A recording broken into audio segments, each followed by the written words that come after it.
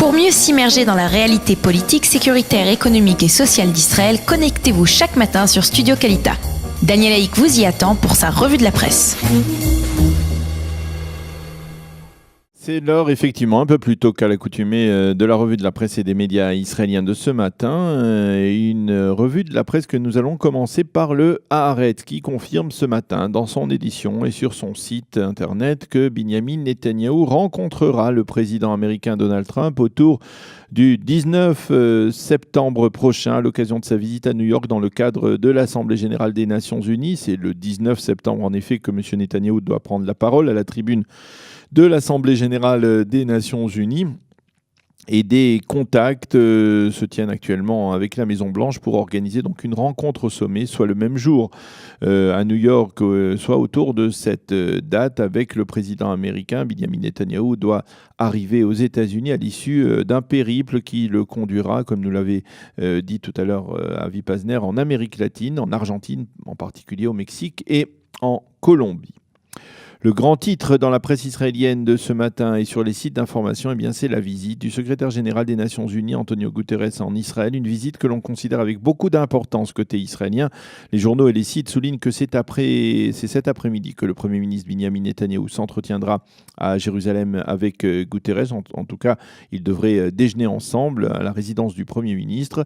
À cette occasion, M. Netanyahou demandera à son interlocuteur d'œuvrer afin de mettre fin au comportement partial et même hostile de l'ONU envers l'État d'Israël. Le Premier ministre prouvera à Antonio Guterres que les diverses instances de l'ONU, comme l'UNESCO ou le tristement célèbre Conseil des droits de l'homme de l'ONU qui siège à Genève, sont obsédés par l'État hébreu et multiplient les rapports et résolutions contre l'État d'Israël, alors que ces instances ne s'intéressent guère, par exemple, aux violations des droits de l'homme dans de nombreux pays dictatoriaux. Côté israélien, on a remarqué à plusieurs reprises que M. Guterres tentait de se conduire envers Israël de manière plus équilibrée, plus honnête que ses prédécesseurs, en particulier que son prédécesseur Ban Ki-moon.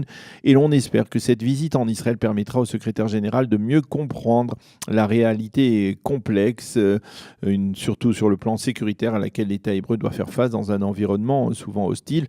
C'est la raison pour laquelle deux des temps forts de cette visite seront le survol en hélicoptère par Antonio Guterres de l'ensemble du territoire israélien, en particulier du nord du pays, et la visite également des tunnels offensifs du Hamas à proximité de la bande de Gaza.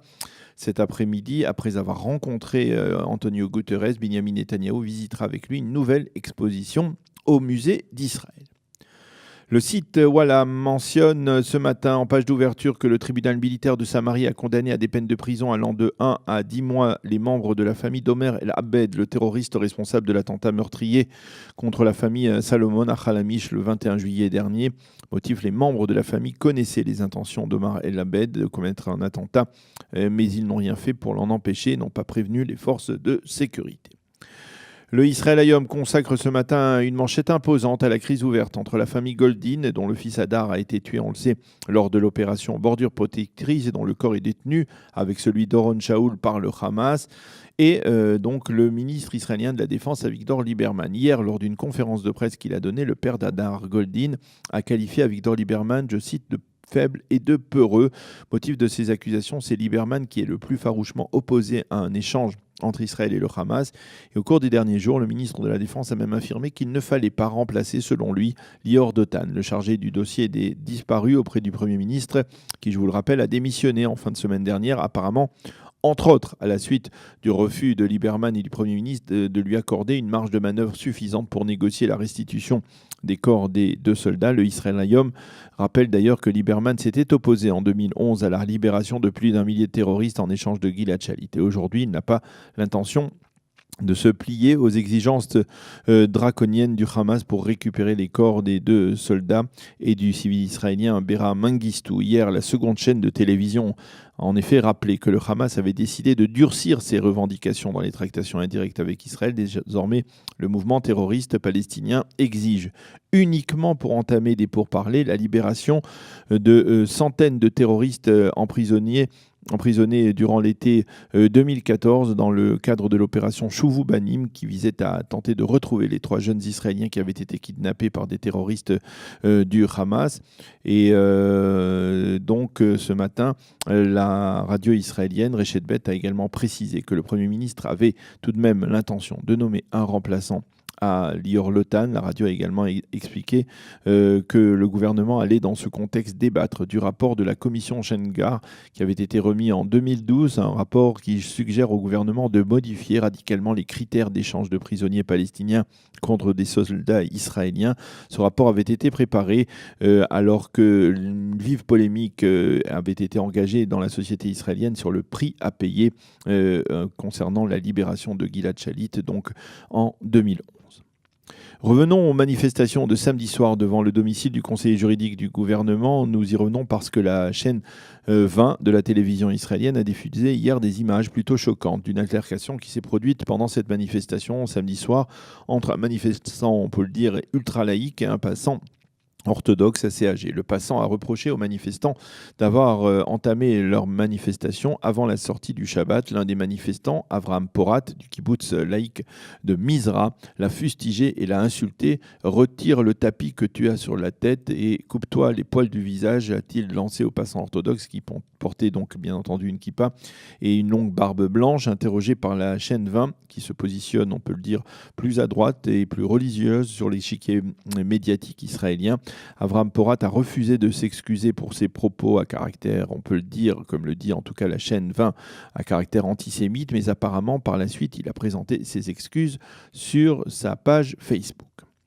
Le Israël Hayom, également dans sa première page, révèle ce matin que les responsables des mouvements réformistes et conservatifs ont décidé de monter au créneau après l'abandon par le Premier ministre Benjamin Netanyahou du fameux accord leur permettant de prier sur une esplanade séparée près du Kotel.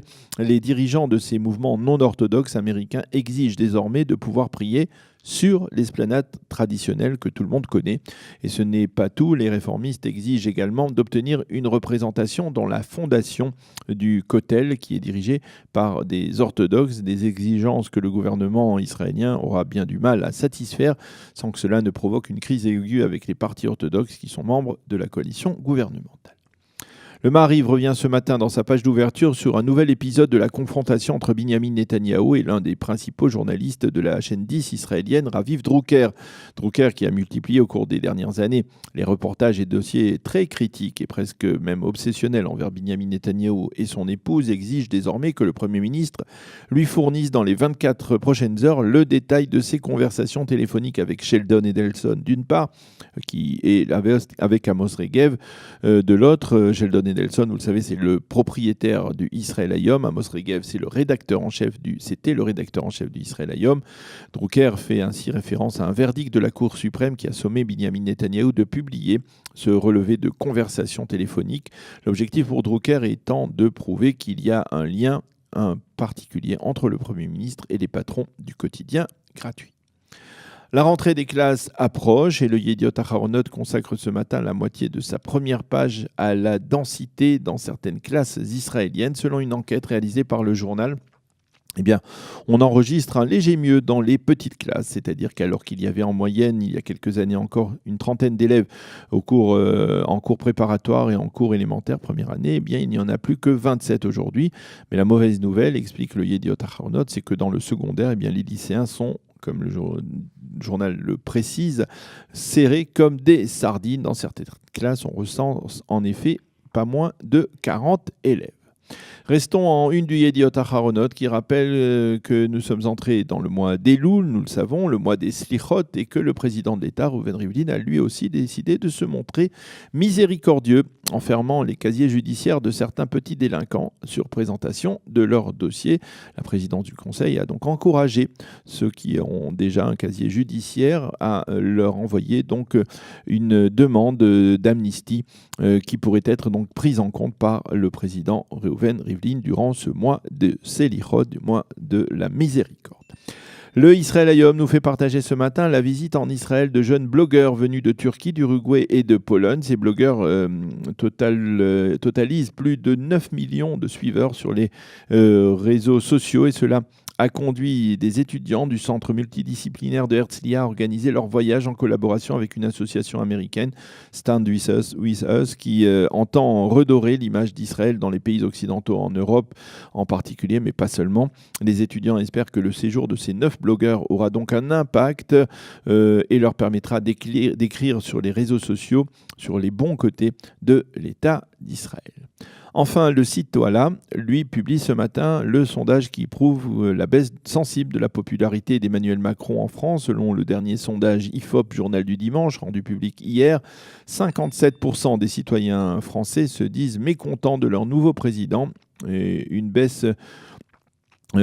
hausse de 12% de mécontents par rapport au précédent sondage. Le porte-parole du gouvernement a réagi en reconnaissant que La République En Marche, le parti au pouvoir, passait des jours difficiles, mais que l'on ne pouvait se référer qu'à un sondage.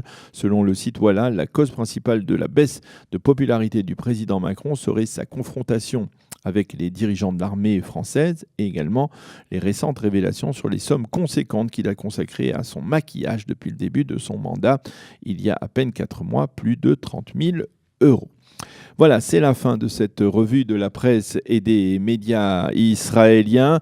Nous allons marquer une pause musicale et ensuite nous serons avec une ganénette israélienne, une enseignante dans une crèche israélienne. Nous allons parler avec elle de la rentrée des petits qui va débuter dans le courant de la semaine. Pour mieux s'immerger dans la réalité politique, sécuritaire, économique et sociale d'Israël, connectez-vous chaque matin sur Studio Kalita. Daniel Haïk vous y attend pour sa revue de la presse.